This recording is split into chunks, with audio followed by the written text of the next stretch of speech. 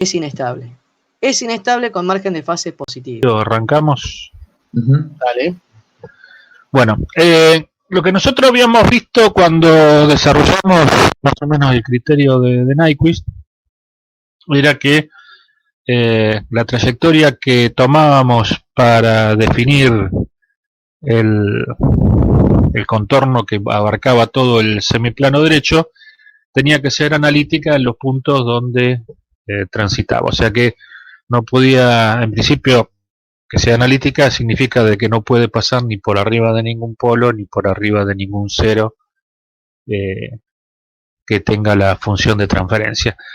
Cuando arrancamos dijimos, bueno, si el sistema tiene un polo en el origen, lo que vamos a hacer es rodearlo con una trayectoria infinitesimal de manera tal de dejar el polo en el origen en el semiplano izquierdo, de manera tal de que esa singularidad no intervenga en el análisis de la estabilidad. O sea, lo forzábamos a quedar en el semiplano izquierdo y por lo tanto en el análisis que hacíamos por el diagrama de Nyquist no lo íbamos a tener en cuenta.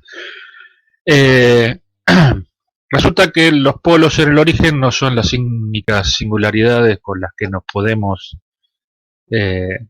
topar en análisis de estabilidad cuando desarrollamos esta trayectoria que involucra todo el semiplano derecho. O sea, una situación que se puede llegar a dar es que la función de transferencia G por H de nuestro sistema tenga polos sobre el eje J omega, ¿no? Polos imaginarios puros que de alguna manera vamos a tener que rodear de la misma forma que rodeamos este polo que tenemos acá en el origen, pero a una frecuencia distinta de la que analizamos en este caso, que sería en frecuencia igual a 0. Entonces vamos a hacer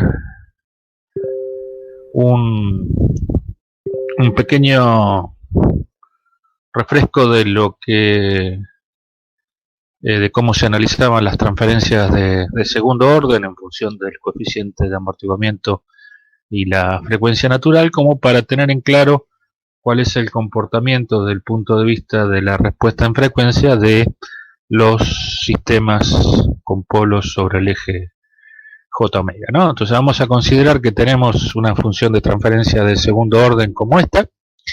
Esta función de transferencia tiene la particularidad de que en baja frecuencia gana 1, ¿no? Si hacemos S igual a 0, la ganancia de esta transferencia es igual a 1, y tenemos el denominador escrito, o sea, los polos de esta función de transferencia van a depender de dos parámetros, en un caso omega n, que es la frecuencia natural del polo, y por otro lado el amortiguamiento, ¿no? El amortiguamiento es el que nos determina si las raíces de ese polinomio de segundo orden son complejas conjugadas o reales.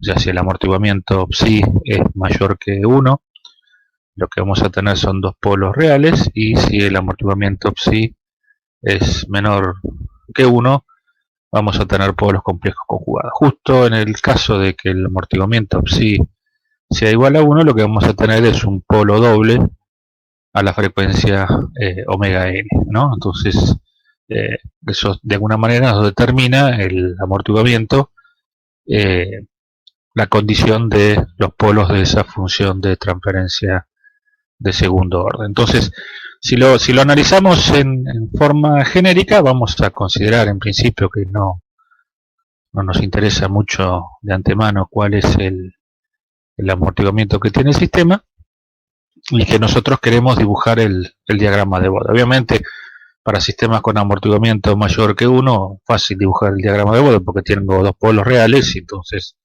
no habría inconveniente en dibujar el diagrama de Bode con dos polos reales y distintos, ¿no?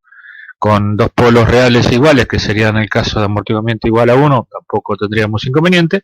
El inconveniente se plantea cuando ya tenemos polos complejos conjugados, donde ahí ya la condición de módulo y fase no es tan fácil de analizar, ¿no? Entonces, por un lado vamos a escribir la expresión del módulo, No, si reemplazamos S por J omega en esta expresión, nos va a quedar J omega al cuadrado. Esto me da menos omega cuadrado. 2 psi omega n por J omega me queda 2 psi omega por omega n por J. Y acá tenemos la expresión de omega n cuadrado. O sea que la parte real de esta expresión evaluada en J omega va a estar dada por omega n cuadrado menos omega cuadrado debido a este término, y la parte imaginaria va a ser J por 2 psi omega n omega. Entonces, para hallar al módulo, lo que hacemos es elevar la parte real al cuadrado, le sumamos la parte imaginaria al cuadrado y eso le calculamos la raíz cuadrada, tanto en el numerador como en el denominador. Como en el numerador solamente tenemos omega n cuadrado, el módulo sigue estando igual, y el módulo del denominador nos queda omega n cuadrado menos omega cuadrado al cuadrado más 2 psi por omega n por omega al cuadrado, ¿no? Si hacemos la misma aproximación que hacíamos cuando analizábamos diagramas de Bode para fijar las asíntotas, ¿no? Vamos a considerar en un caso que la frecuencia que estamos analizando, la respuesta es mucho menor que la frecuencia natural. Entonces, si la omega es mucho menor que la frecuencia natural, en este caso nos quedaría que omega n cuadrado es mucho mayor que omega cuadrado, y por lo tanto de este término nos queda omega n cuadrado. O sea que nos queda, si simplificamos esta parte real al cuadrado, nos quedaría más omega menos omega n cuadrado al cuadrado, o sea que nos quedaría omega n a la cuarta, y este término nos va a quedar en función de omega n cuadrado. Como omega n a la cuarta va a ser muy superior a omega n cuadrado, podemos decir que todo el denominador va a tender a un valor muy próximo a omega n a la cuarta, y la raíz cuadrada nos va a quedar omega n cuadrado. Quiere decir que si omega es muy inferior a omega n, prácticamente el módulo de esta función es casi igual a 1, y por lo tanto nos va a quedar que para bajas frecuencias el asintótico de amplitud de esta expresión nos queda igual a 0 dB, o sea que gana 1 en baja frecuencia. Y si consideramos que omega es muy superior a omega n, ¿no? Acá va a ganar, nos va a quedar el término menos omega cuadrado como resta de estos dos, elevado al cuadrado nos va a quedar omega a la cuarta. Este término nos va a quedar en omega cuadrado, o sea que el denominador, lo que está dentro de la raíz, más o menos va a tender a omega a la cuarta. Cuando calculamos la raíz cuadrada nos va a quedar omega cuadrado. O sea que cuando la frecuencia que estamos analizando es muy superior a la frecuencia natural, la expresión del módulo nos queda aproximadamente omega n cuadrado, que sería una constante, dividido omega cuadrado. Eso, ¿no? Si lo expresamos en dB, nos va a quedar, como tengo omega cuadrado, me va a quedar que cae con dos pendientes, o sea, nos va a quedar menos 40 por el logaritmo de omega sobre omega n en dB. O sea que para alta frecuencia el sistema va a estar cayendo con 40 dB por década, como si tuviésemos un polo doble en omega igual a omega n. Entonces podríamos decir que el asintótico de esta expresión en módulo sería el equivalente de lo que planteamos para un doble en omega igual omega n, ¿no? Va a ser constante igual a 0 dB hasta omega n, y a partir de omega n va a caer a 40 dB por décadas para frecuencias mayores que omega n. Respecto de la fase, lo que vamos a determinar que la fase de este sistema es menos el arco tangente de la parte imaginaria sobre la parte real, ¿no? Tenemos la expresión en este caso. Si omega es muy inferior a omega n, acá nos quedaría omega n cuadrado, o sea que como omega es un número muy chiquitito, multiplicado por omega n y dividido por omega n cuadrado, nos va a quedar un número prácticamente bastante chico, y podríamos decir que la fase inicial para frecuencias bajas va a ser aproximadamente 0 grados. Cuando omega es igual a omega n, el denominador va a tender a hacerse 0, y por lo tanto este cociente se va a hacer infinito, y por lo tanto el arco tangente de infinito nos va a quedar un ángulo de menos 90 grados, ¿no? O sea que la fase va a estar entre bajas frecuencias y la frecuencia igual a la frecuencia natural va a estar disminuyendo y va a bajar 90 grados para la frecuencia natural. Y si omega es muy superior a omega n, lo que vamos a tener es que prácticamente esto no va a depender de omega y la fase va a ser de menos 180 grados.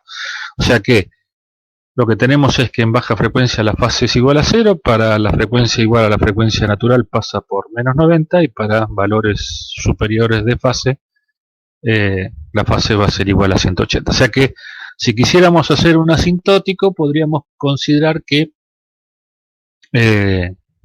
también podríamos analizarlo como si fuese la fase de un sistema con un polo doble en omega igual a omega n. ¿Qué pasa cuando empezamos a analizar cómo influye el coeficiente de amortiguamiento respecto de las curvas de amplitud y de fase, ¿no? O sea, cuando el amortiguamiento es menor que 1, la función de transferencia tiene polos complejos conjugados. Entonces lo que vamos a hacer es analizar cómo varía esta expresión en función del amortiguamiento, y eso lo vamos a hacer calculando el máximo, el módulo máximo de esa expresión del módulo. O sea que derivamos el módulo de la función de j omega respecto de omega, lo igualamos a 0 y vamos a calcular el máximo, ¿no?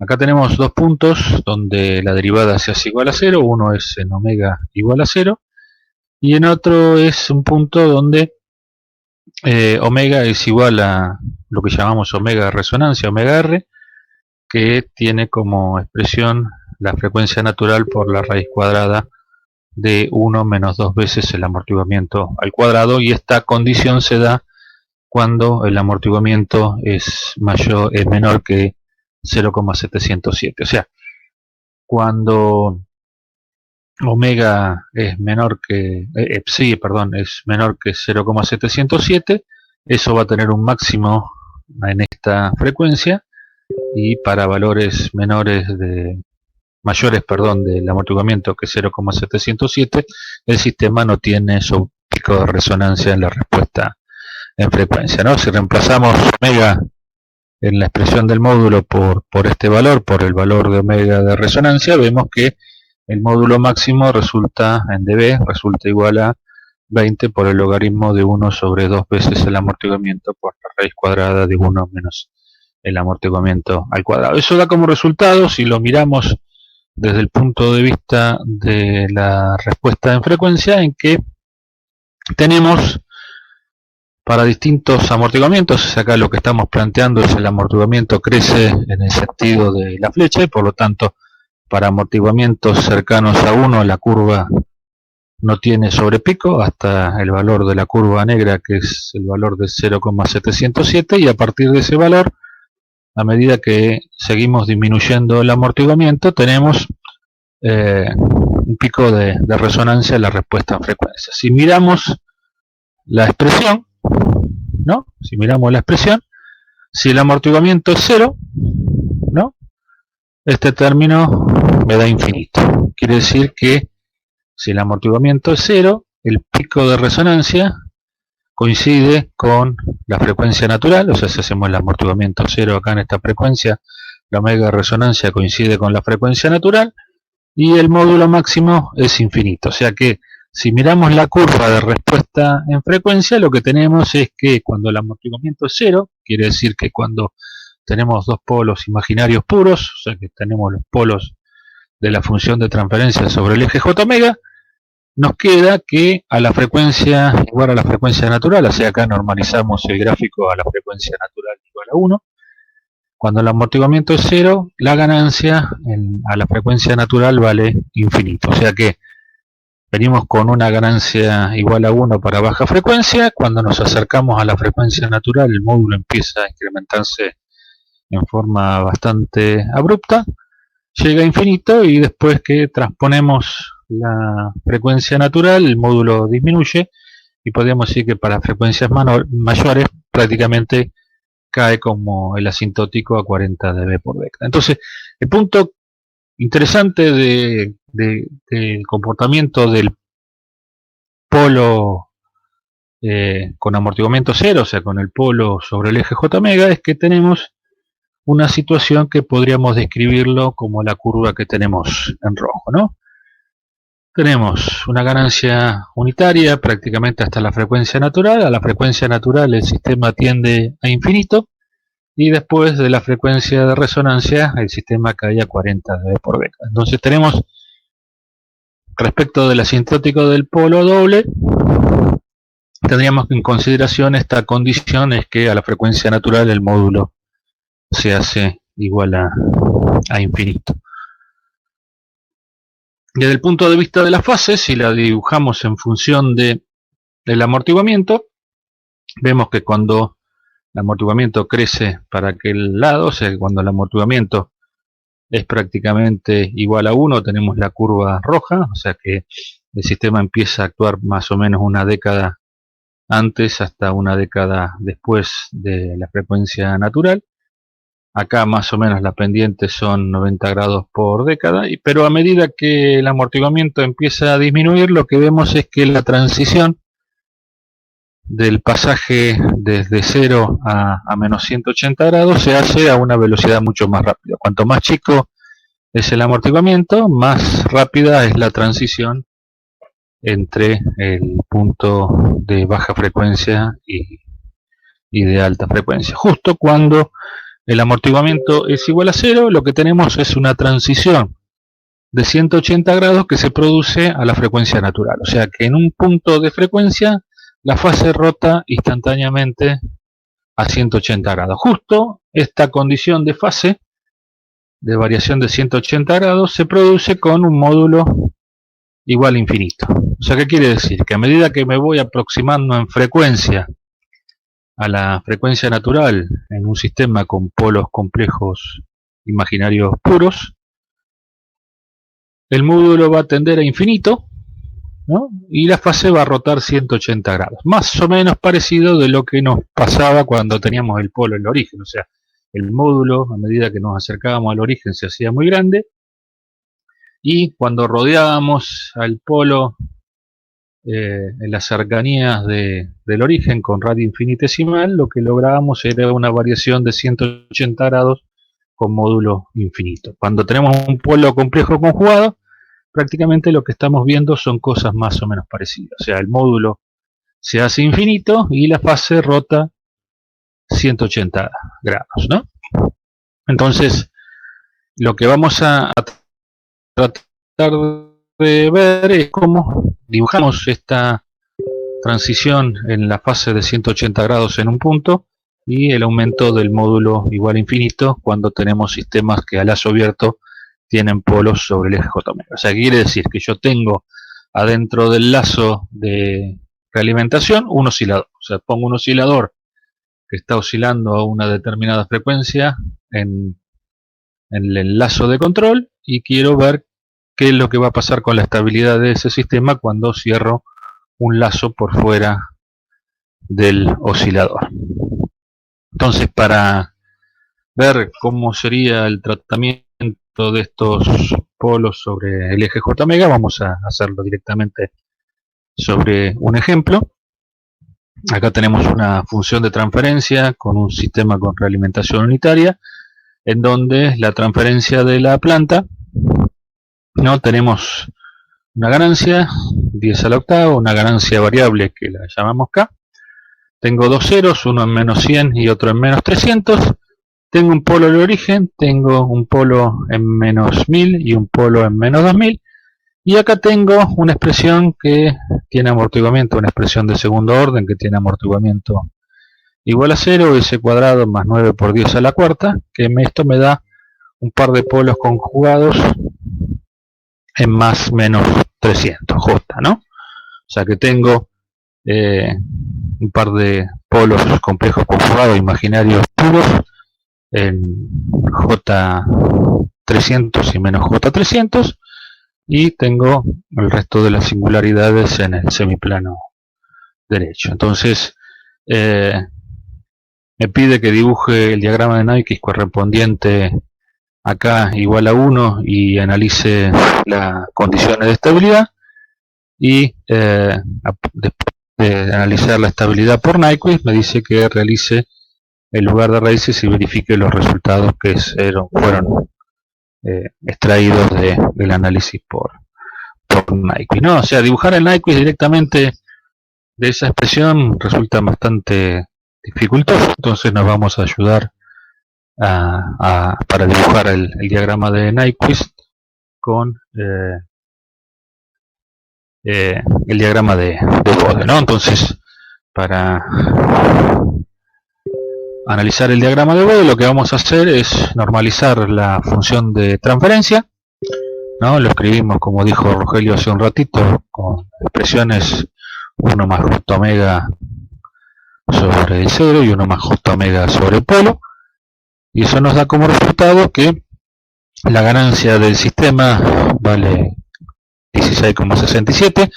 O sea, acá no incluimos, consideramos que K es igual a 1 para escribir esta función de transferencia. Acá lo que vamos a tener que, si lo que queremos analizar en función de K, el análisis de estabilidad, tendríamos que aumentar o disminuir la ganancia a partir de esta expresión que está calculada para K igual a 1. Y lo que vemos es que tenemos, como dijimos, una ganancia de 16,67, un 0 en menos 100, otro 0 en menos 300, un polo en menos 1000, otro polo en menos 2000, y los dos polos complejos, o sea, imaginarios puros, en más J300 y menos J300. Entonces, los polos de la transferencia: tengo un polo de origen, tengo un polo en menos 1000, tengo un polo en menos 2000, un polo en J300 y un polo en menos J300. Y tengo dos ceros, uno en menos 100 y otro en menos 300. Fíjense que desde el punto de vista de la frecuencia, como yo acá voy a reemplazar omega, en omega 300 voy a tener actuando este cero y los dos polos imaginarios puros, ¿no? Entonces voy a tener que tener en cuenta cuando dibuje el diagrama de Bode que en esta frecuencia de 300 voy a tener la influencia de los dos polos imaginarios más el cero en el semiplano izquierdo del diagrama de Bode. Entonces dijimos, si dibujamos el asintótico, lo que vamos a tener es el polo en el origen, que va a cursar por 16,67. Después en la frecuencia igual a 100 voy a tener un 0, o sea que se va a aplanar. A la frecuencia 300, que sería este punto que tenemos acá, tengo el 0, que va a tender a subir este módulo, o sea que me va a crecer a partir de 300 a 20 dB por décadas, pero dijimos que el asintótico de los dos polos complejos conjugados con amortiguamiento 0 sería equivalente a plantear el módulo de un sistema con un polo doble en 300, o sea que en 300 tendría la caída de 40 dB por década debido a los dos polos, y tendría la subida a 20 dB por década debido al 0. Por lo tanto, en este punto lo que me va a quedar como resultado del punto de vista de módulo es que el sistema va a empezar a caer a 20 dB por década. Pero como tengo en frecuencia igual a 300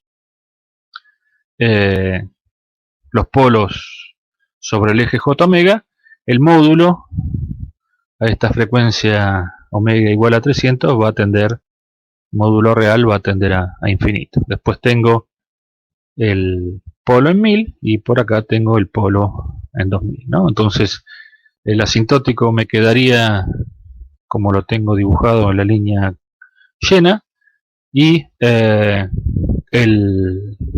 real si lo graficamos en función de omega, me quedaría como la línea punteada, ¿no?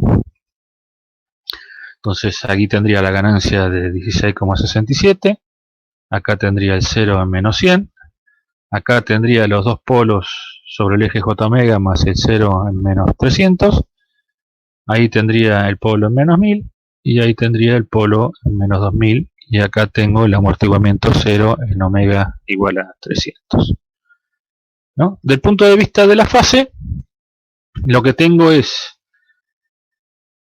tendría menos 90 debido al polo en el origen. Después lo que tengo a continuación es el 0 en 100 y el 0 en 300. Eso va a hacer que la fase empiece a aumentar, pero tengo en omega igual a 300 tendría el aumento de fase producido por el 0, y tendría la caída debido a los dos polos complejos conjugados, que me produce una variación de 180 grados a la frecuencia igual a omega n, en este caso 300. O sea que después del polo de origen la fase empezaría a aumentar debido al 0 en 100, y más o menos en 300 la fase seguiría aumentando por este 0, pero los dos polos sobre el eje J omega producen una variación de fase de 180 grados. Y después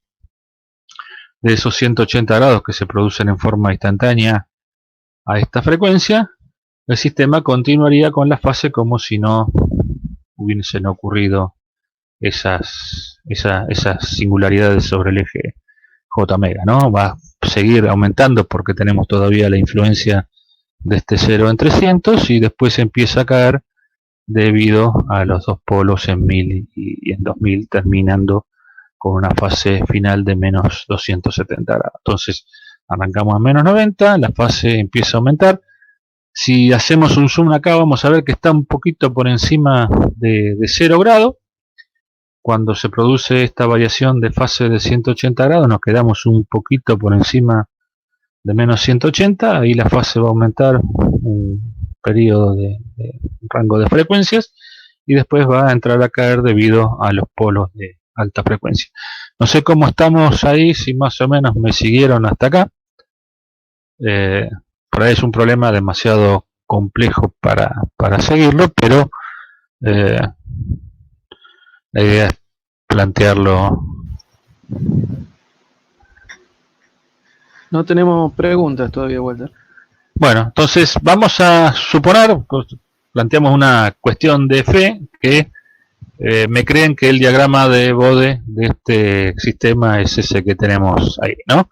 En azul tenemos dibujada la amplitud, en negro tenemos el módulo en forma asintótica, y en rojo tenemos dibujada la fase del sistema, ¿no? Entonces, lo que vemos nosotros es que en principio el módulo va a ser infinito. Para baja frecuencia el módulo va a ser infinito y la fase va a ser menos 90. A medida que aumentamos la frecuencia, el módulo empieza a disminuir, la fase empieza a aumentar. En algún momento por acá, cercano a la frecuencia natural, vamos a tener un cruce por 0 grado, y en las cercanías de ese punto también lo que va a ocurrir es que el módulo va a tender a infinito. Nosotros vamos a considerar de que nos vamos a manejar con el asintótico para dibujar el diagrama de Nyquist. Vamos a considerar el asintótico y vamos a considerar que en omega igual a 300 el módulo en forma instantánea se hace infinito. O sea, no vamos a considerar esta variación suave de la curva de módulo, sino que vamos a considerar que venimos por el asintótico y justo a esta frecuencia el módulo se hace infinito. Entonces, más o menos haciendo un paralelo con lo que planteó Rogelio en los ejercicios anteriores, vamos a plantear puntos que son interesantes de ver, y esos puntos van a depender de cómo esté variando la fase. Vamos a considerar el punto inicial, que lo vamos a llamar A, que es un punto de módulo infinito y fase menos 90 grados. vamos a considerar un punto B, que es un punto en donde la fase cruza por 0 grados y que el módulo se va a empezar a hacer cada vez más grande. Vamos a considerar el punto C, que es el punto donde termina la rotación instantánea de fase de 180 grados debido a los dos polos complejos sobre el eje J omega. Vamos a considerar el punto D, que es el punto donde la fase cruza por menos 180 grados, o sea, dijimos que el punto B está, después del punto B tenemos una variación todavía de fase por encima de 0 grados, y cuando llegamos al punto C estamos por encima de menos 180, o sea que realmente el gráfico de fase cruza 180 grados en el punto D. Y finalmente vamos a plantear el punto E, que es el punto donde termina el gráfico, que es con módulo 0 y fase menos 270 grados. Entonces tenemos, dijimos el punto A, módulo infinito y fase menos 90. Tenemos el punto B, que es un punto que tiene fase 0 y un valor de módulo determinado. Después, un poquito más por encima de frecuencia, tenemos la variación instantánea de fase de 0 a 180 grados. Después el punto D, donde cruza por 180, y el punto E, que tiene módulo 0 y fase menos 270 grados. Entonces, la trayectoria que nosotros vamos a analizar para rodear el semiplano derecho del eje del plano S, ¿no? En realidad va a tener 3 semicircunferencias para rodear los polos sobre el eje J omega. Vamos a tener una celeste, que es la que rodea el polo en el origen. Vamos a tener otra semicircunferencia, que es la que rodea el polo en más J300. Terminamos con J más infinito. Rodeamos con radio infinito desde más pi sobre 2 a menos pi sobre 2, y volvemos con la curva conjugada sobre el eje imaginario J omega negativo.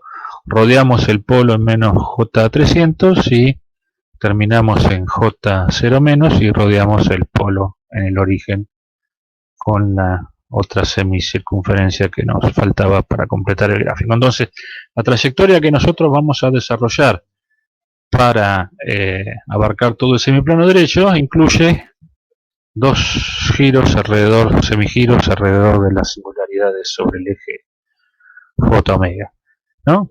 Dijimos que cuando nosotros nos acercamos a este polo, fíjense que esto es en omega igual a 300, lo que va a pasar, lo que vimos en el gráfico de Bode, es que la curva de módulo va a tender a infinito, o sea, porque estoy acercándome al polo y a la frecuencia del polo el módulo se hace infinito, y la variación de fase de 180 grados es esta variación de fase que nosotros producimos acá para rodear el polo sobre el eje J omega.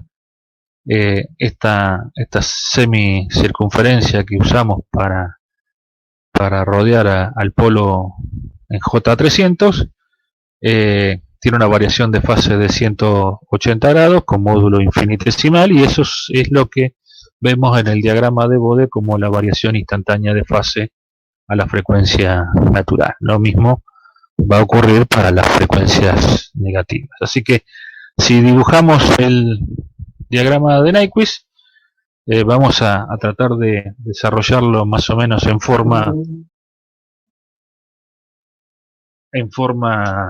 progresiva para que más o menos se entienda. Si alguno no entiende, me para y arrancamos de vuelta, pero es interesante que lo podamos seguir todos. Dijimos, arrancamos el gráfico de Bode en el punto A, que teníamos módulo infinito y fase menos 90. Eso equivale a tener un punto de módulo infinito y fase 90.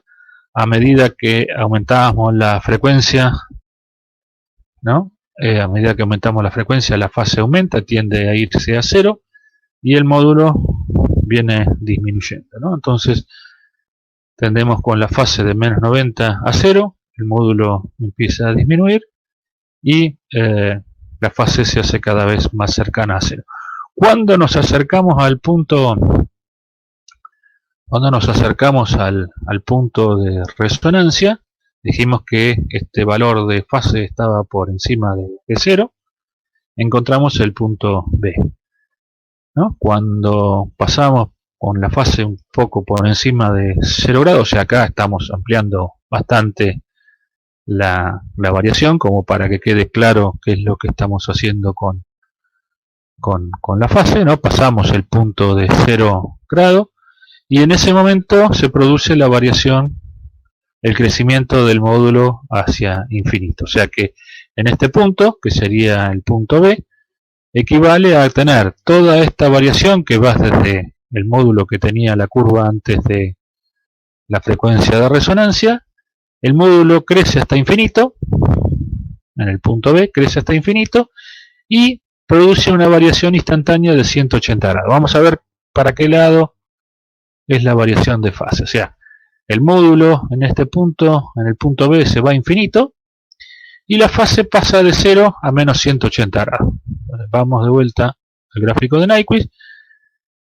Acá podemos decir que hacemos las dos cosas en forma escalonada. Primero le hacemos que el módulo tienda a infinito en el punto B y después hacemos que la fase rote 180 grados. Va de 0 a menos 180 grados, ¿no? Cuando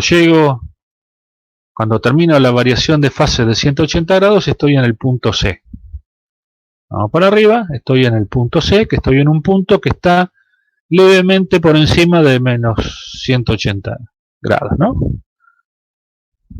Lo miramos, estoy levemente por encima de menos 180 grados. O sea, no cruzo los menos 180 grados, me muevo así.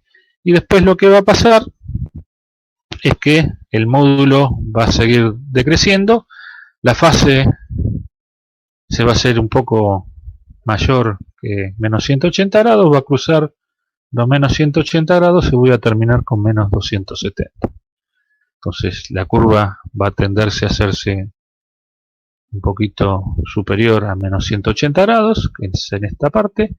En el punto D va a cruzar 180 grados y esto va a terminar asintótico al eje imaginario positivo con una fase de menos 270 grados con módulo infinitesimal. O sea, por ahí acá no está bien dibujado, esto tendría que ser todavía más asintótico al eje imaginario. O sea, acá no es asintótico al eje real, sino que es asintótico al eje imaginario. O sea que toda la variación que tenemos de la curva roja, que va desde 0 más hasta infinito y que rodea al eje, al polo en J300, es la variación que tenemos en la curva roja en este gráfico de Nyquist. Arranco con fase menos 90 y módulo infinito, el módulo empieza a disminuir hasta que me acerco a la frecuencia de resonancia.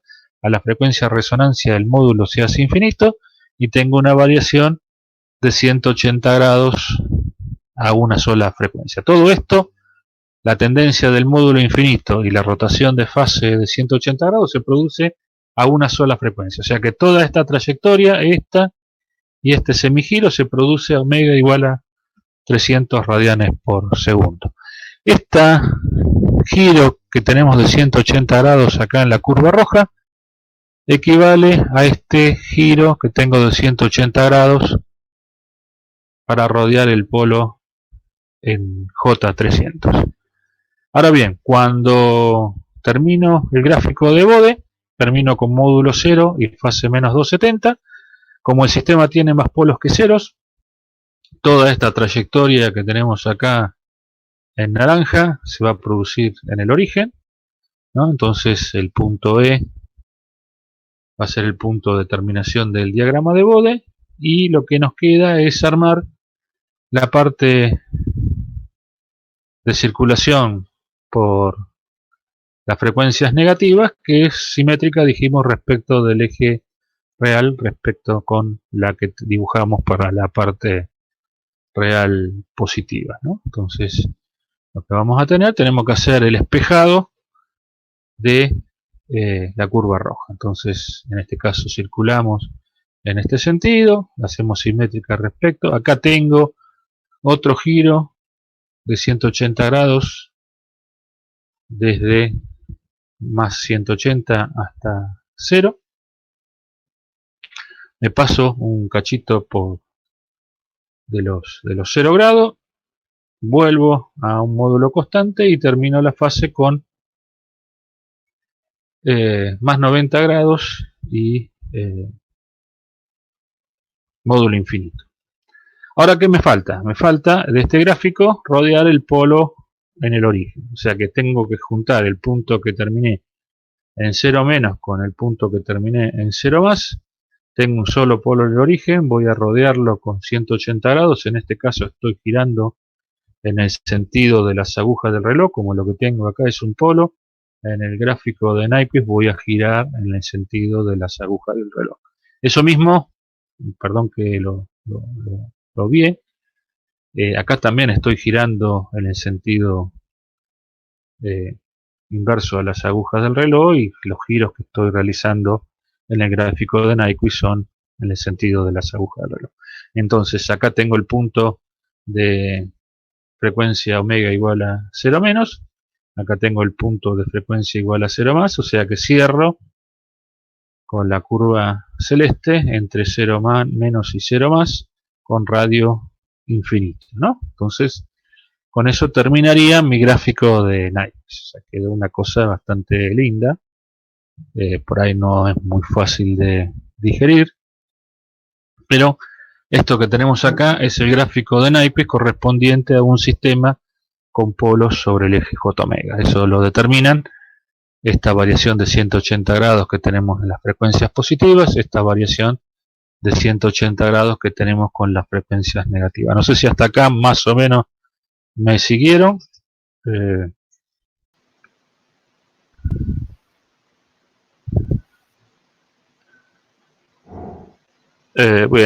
Parece que todo bien. Si estamos bien con esto, listo. Vamos a derrotar al coronavirus. Acá, perdón, Walter, ¿podrías repetir la parte celeste? Pregunta. Bien, perfecto. ¿Pude? Bien.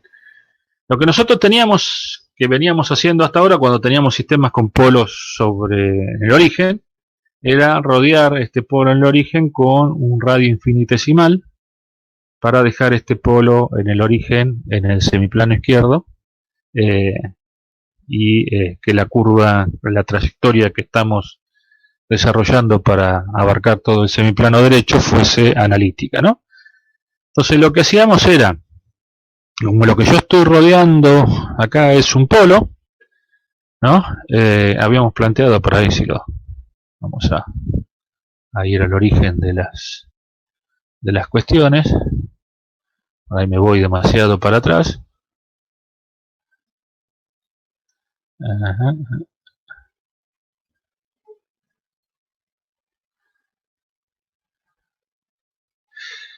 Nosotros decíamos que esta parte de la curva era el diagrama de Bode para las frecuencias positivas. En este caso, cuando rodeábamos a la curva con radio infinito, si tenía más polos que ceros, eso era el origen de coordenadas. Volvíamos con la parte de frecuencias negativas para que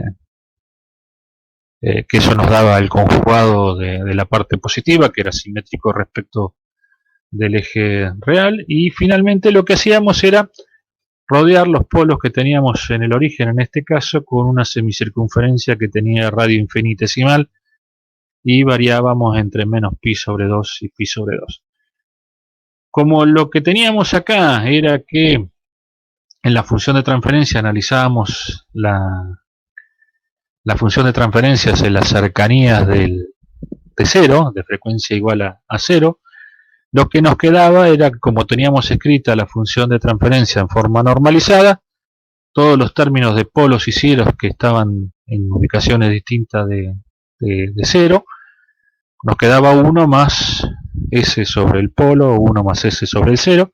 Cuando hacíamos s igual a 0, la parte imaginaria, la parte correspondiente a j omega, nos desaparecía y nos quedaban de todos los términos normalizados nos quedaban solamente los unos, ¿no? Entonces, cuando analizábamos la función de transferencia de las cercanías de cero, nos quedaban solamente los polos en el origen, ¿no? En este caso, en el caso que estamos analizando nosotros el ejemplo, tenemos solamente un polo en el origen, entonces nos quedaba en las cercanías de cero una transferencia 1 sobre S.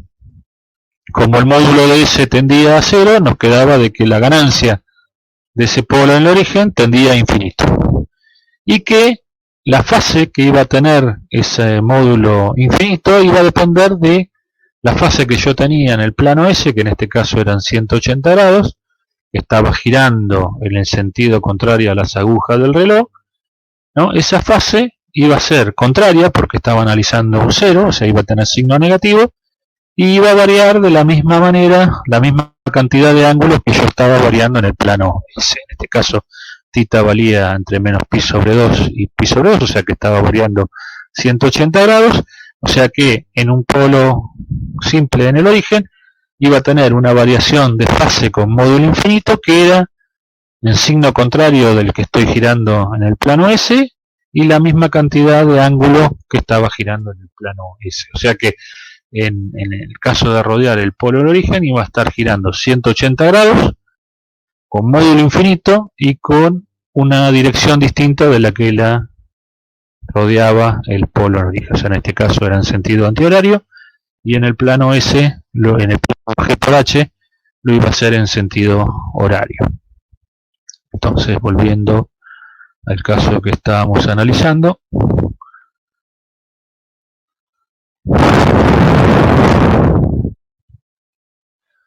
cuando yo giro para rodear este polo que está en el origen, dijimos, me acerco al 0, o sea que el módulo me va a quedar 1, o sea, la expresión a las cercanías de este polo me va a quedar 1 sobre S, el módulo va a tender a infinito, las cercanías de este punto, y voy a rodear con módulo infinito tantos grados como giro en el plano S, en el plano G por H, tantos grados como giré acá, que son 180 grados, pero en el sentido contrario del que lo estoy haciendo en el plano S. O sea que en sentido horario voy a tener que rotar la fase con módulo infinito 180 grados. O sea que yo terminé en el punto 0 menos acá arriba y tengo que unirlo con el 0 más que está acá abajo, en el punto A.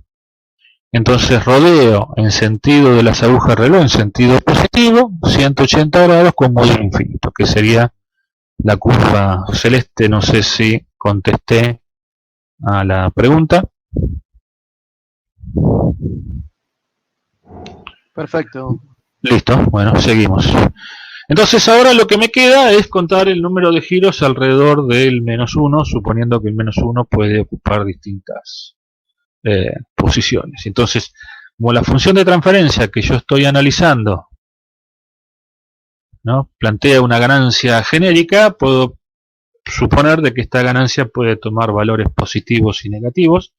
O sea que vamos a analizar la estabilidad del sistema considerando que K puede tener valores positivos o negativos, ¿no? Entonces llegamos al gráfico de Nyquist, es este que tenemos acá, y lo que tenemos que definir son las zonas posibles para que tenga la ubicación el -1 si consideramos ganancias positivas, o el +1 si tenemos ganancias negativas, ¿no?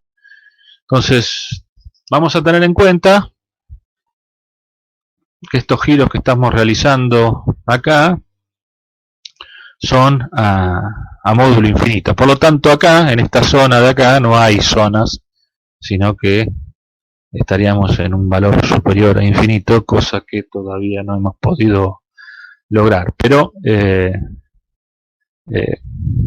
una consideración, un error muy común tomar una zona en esta parte del gráfico suponiendo de que la ganancia, este punto de infinito, tiene un valor acotado. Entonces, en principio tenemos infinito en este punto, tenemos una zona del eje real negativo que puede estar determinada en función de la ganancia, ¿no?, y que va a estar determinada por el punto D. O sea, tenemos una zona cuya variación va a estar determinada por el punto D. Si miramos el gráfico de Bode, el punto D nos da un determinado valor de ganancia que lo estamos considerando acá.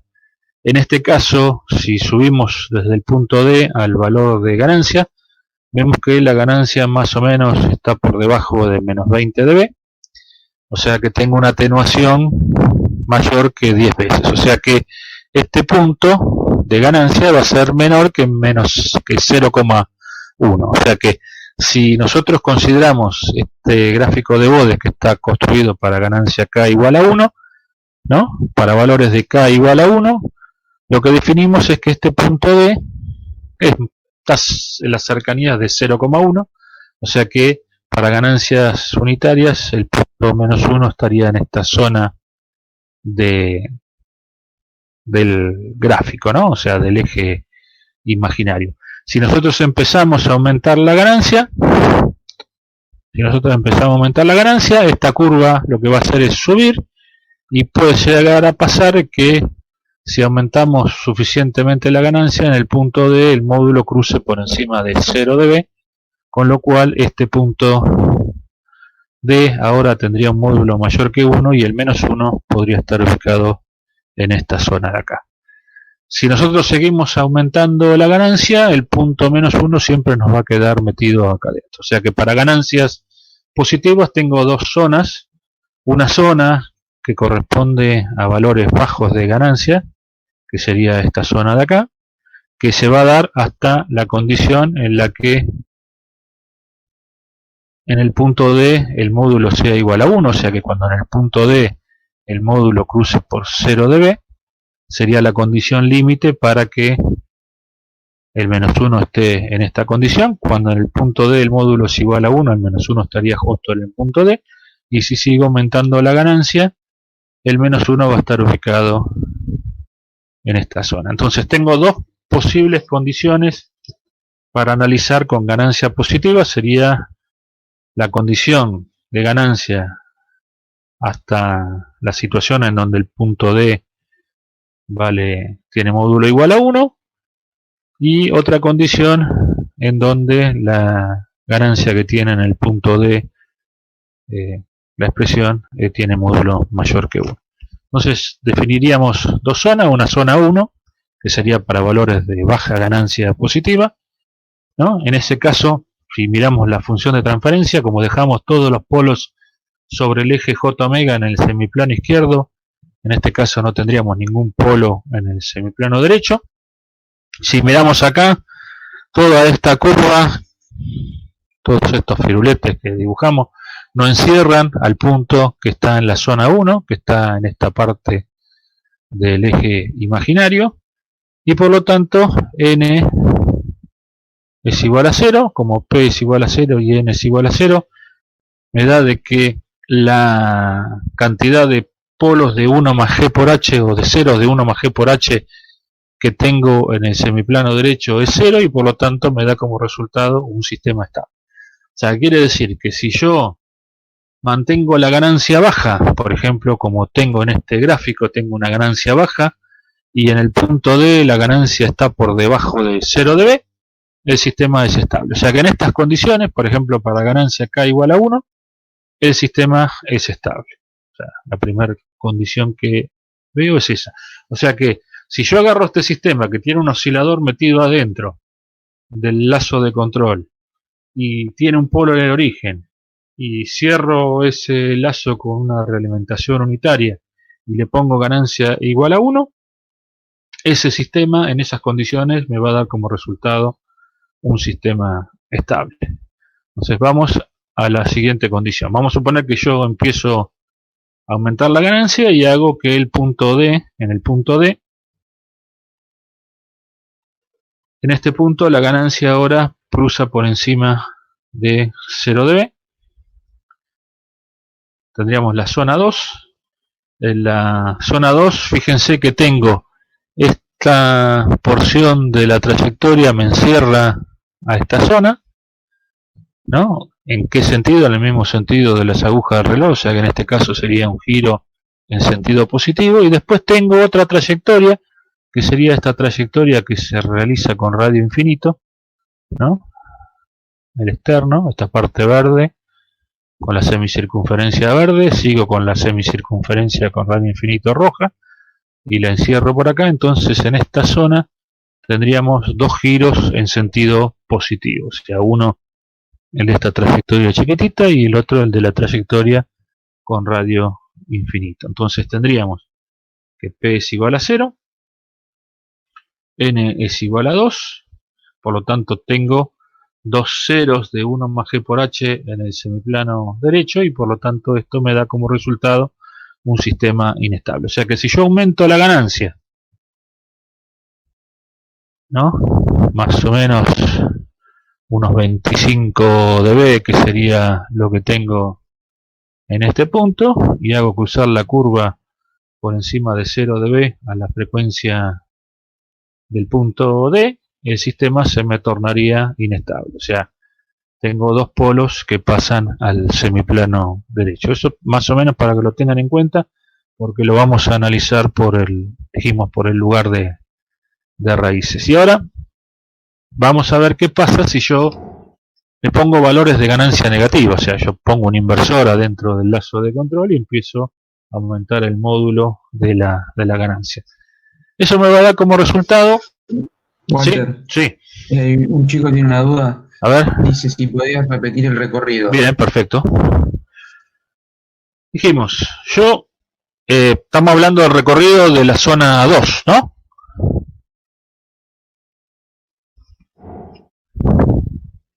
Sí, dice que sí. Bien. Yo lo que tengo que pararme es, suponiendo que en la zona 2 el menos 1 está entre el punto D y el punto E, me tengo que parar acá. Entonces imagínense ustedes que ponen un clavo, clavan un clavo entre el punto D y el punto E, y me pongo con un hilo a recorrer la trayectoria, ¿no? Entonces lo que tengo que hacer es, una vez que clavé el clavo, recorro toda la trayectoria y me fijo cuántas vueltas di con el hilo alrededor del clavo. No sé si más o menos fui representativo de lo que quiero determinar, ¿no? Entonces me paro, pongo un clavo ahí, agarro un hilo, empiezo a recorrer toda la trayectoria, y después que recorrí toda la trayectoria me fijo cuántas vueltas dio el hilo alrededor del clavo. Entonces vamos a suponer que arranco en este punto, o vamos a suponer que arranco en el punto E, y empiezo a recorrer la curva, ¿no? Entonces tengo el clavo clavado acá, tengo fase 0 en el punto E, me empiezo a mover con la curva verde. Cuando llego a este punto le di media vuelta con el hilo al clavo, ¿no? Sigo con la curva verde, desarrollo toda esta trayectoria. Cuando llego a este punto le di una vuelta con el hilo al clavo, o sea, arranqué de acá, ¿no? Sin ninguna vuelta. Cuando pego por acá, con el hilo que tenía atado al clavo le di una vuelta, o sea, arranqué sin ninguna vuelta acá. Cuando llego acá le pegué una vuelta. Ahora sigo con la curva verde, vengo para acá, subo para acá y vuelvo con la curva celeste hasta este punto. Ahí no agregué nada porque toda esta trayectoria fui y volví sobre el recorrido que había hecho en la zona verde, pero no le di más vuelta con el hilo al clavo. O sea que estoy con la curva celeste en fase 0, vuelvo, sigo con la curva celeste, aumento acá la fase, casi le estoy dando una vuelta y cuarto al clavo, pero todo lo que enrosqué el hilo en el clavo, en esta zona de acá, la vuelvo a desenroscar, y acá sigo teniendo, cuando llegué con la curva verde, con la curva roja, perdón, a 0 grados, todavía tengo solamente una vuelta de hilo alrededor del clavo. Me voy por la curva roja, cuando llego a este punto, al punto C, ya tengo dada una vuelta y media de hilo alrededor del clavo, ¿no? O sea, le di media vuelta acá, tenía una vuelta, toda esta parte de la trayectoria que se dio en el semiplano izquierdo no aportaron giros alrededor del clavo, ¿no? Y cuando transito por la curva roja y llego al punto C, tengo una vuelta y media de hilo alrededor del clavo. Me muevo por esta curva, cuando llego de vuelta a este punto D tengo una vuelta y media de hilo alrededor del clavo, y cuando llego nuevamente al punto D tengo 2 vueltas, enrosqué el hilo 2 veces alrededor del clavo que clavé entre el punto D y E. Entonces eso quiere decir que alrededor de este punto di 2 vueltas, 2 giros completos alrededor del punto -1, si el -1 estuviese ubicado ahí adentro. No sé si fui más o menos claro. Bien. Perfecto. Así que dijimos que en esta zona teníamos n igual a 2 y por lo tanto era inestable. O sea, listo. Terminé con todo el análisis para ganancias positivas. Sin embargo, como acá podría llegar a tomar valores negativos, tendría que analizar las situaciones en las cuales el sistema pueda llegar a tener ganancia negativa. Si el sistema tiene ganancia negativa, tengo este punto que está cruzando el 0 grado acá, que dijimos que es el punto B, ¿no? Y ese punto B me estaría determinando 2 zonas en las cuales el módulo puede llegar a ser igual a 1. Para ganancias chicas, o sea, para ganancias chicas, este punto que cruza 0 grado tendría módulo menor que 1. Y para ganancias grandes podría llegar a tener módulo mayor que 1. Si miramos el gráfico de Bode, fíjense que en el punto B la ganancia siempre va a ser muy grande. Pero vamos a asumir que podemos lograr que en el punto B la ganancia esté por debajo de 0 dB, ¿no? O sea que atenúo infinito y logro de que en esta parte del gráfico prácticamente la ganancia sea menor que 1.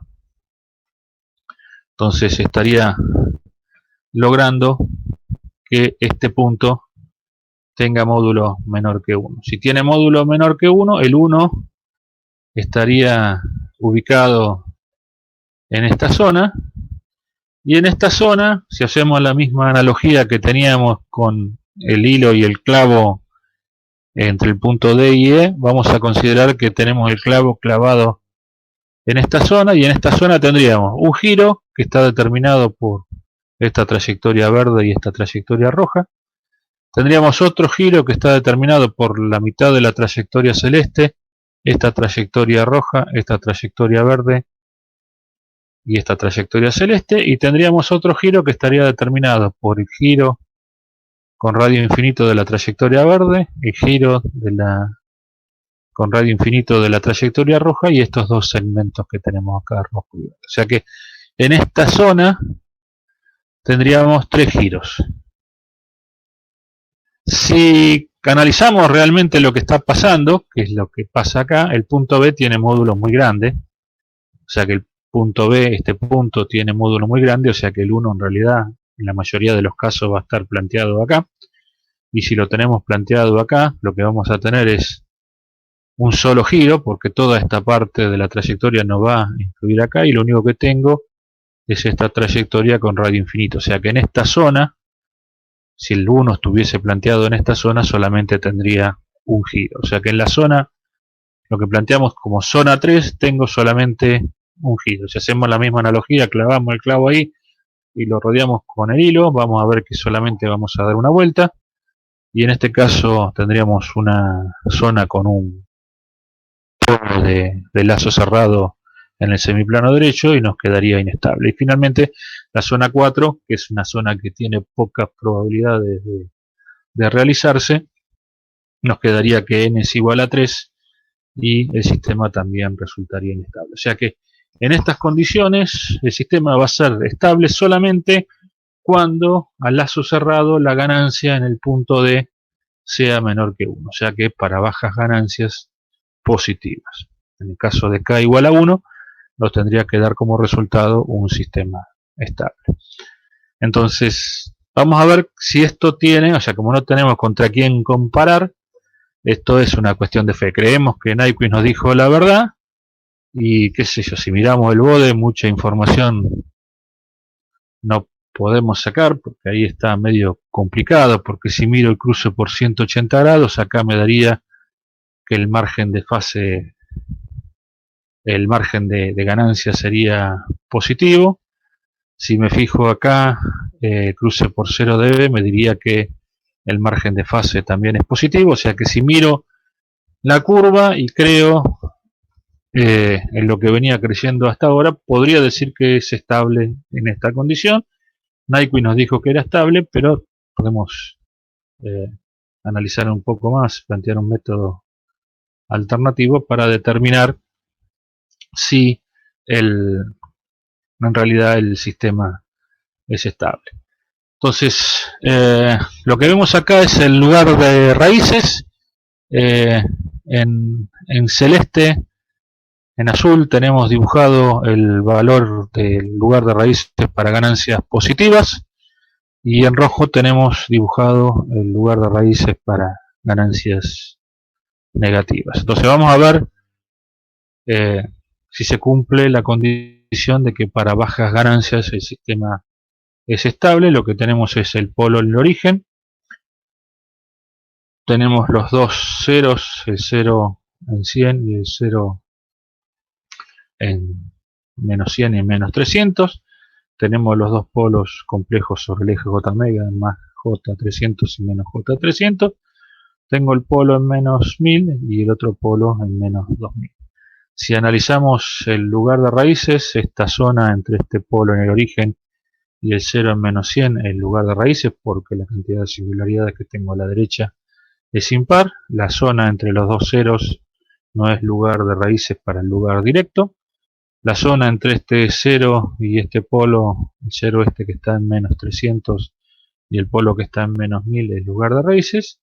Esta zona entre estos dos polos no es lugar de raíces y sobre el eje real, y esta zona por encima del polo que está en menos 2000 es lugar de raíces para el eje, para el lugar directo de las raíces. Si dibujamos el lugar de raíces, lo que vamos a ver es que este polo que está en el origen va a ir a buscar este 0, este polo que está en menos 1000 va a ir a buscar el polo que está, el 0, perdón, que está en menos 300, este polo que está en 2000 va a ir a buscar un 0 que está en infinito, y debido a que este polo se mete adentro a buscar este 0 adentro del semiplano izquierdo, estos polos que están sobre el eje J omega desarrollan una trayectoria que se mete en principio en el semiplano izquierdo, y a medida que aumentamos la ganancia terminan pasando para ganancias altas al semiplano derecho. O sea, quiere decir que para bajas ganancias estos dos polos que estaban sobre el eje J omega van a transitar por el semiplano izquierdo y después van a pasar a ser dos polos que pasan al semiplano derecho para un valor determinado de ganancia, cuando en el punto D tengo que el módulo es igual a 1. O sea, vamos a ver si eso lo definimos. O sea, para bajas ganancias, que sería la zona 1, tengo todos los polos en el semiplano derecho, y después que aumenté la ganancia, fíjense que lo que me pasó es que pasaron dos polos al semiplano derecho, que es lo que estoy viendo acá en el lugar de raíz. Para bajas ganancias los polos están en el semiplano izquierdo, y después que aumenté un valor determinado de ganancia tengo dos polos en el semiplano derecho. Y el lugar inverso, que serían los valores de ganancia negativa sobre el eje real, son las zonas complementarias de las que teníamos antes. Tengo en este caso un polo en el semiplano derecho siempre, que sería el polo en el origen para ganancias, para cualquier ganancia. Tengo que estos dos polos van a ir a buscar los dos ceros que están en baja frecuencia. Estos dos polos se van a juntar y van a ir a buscar ceros en infinito. Por ahí tendría que haber hecho un zoom en esta parte. Estos polos en realidad primero por el semiplano derecho y después se meten adentro del semiplano izquierdo. O sea que para ganancias bajas tendría tres polos en el semiplano derecho, y a medida que aumento la ganancia solamente me queda este que está acá, que es lo que vimos en esta zona, ¿no? Para ganancias bajas tenía 3 polos en el semiplano derecho, y a medida que aumentaba la ganancia, o sea que este punto se hacía más grande y el 1 me quedaba acá adentro, solamente me quedaba con un polo en el semiplano derecho, ¿no? Entonces, que es lo que me dice la curva esta roja que tenemos ahí, ¿no? Así que más o menos la idea era explicar cómo se trataban los sistemas cuando teníamos polos sobre el eje J omega, y ver de alguna manera el efecto del amortiguamiento cero en los polos complejos conjugados, cómo dibujarlo desde el punto de vista de Nyquist. No sé si quedó más o menos claro. Si no, hacemos algún tipo de aclaración.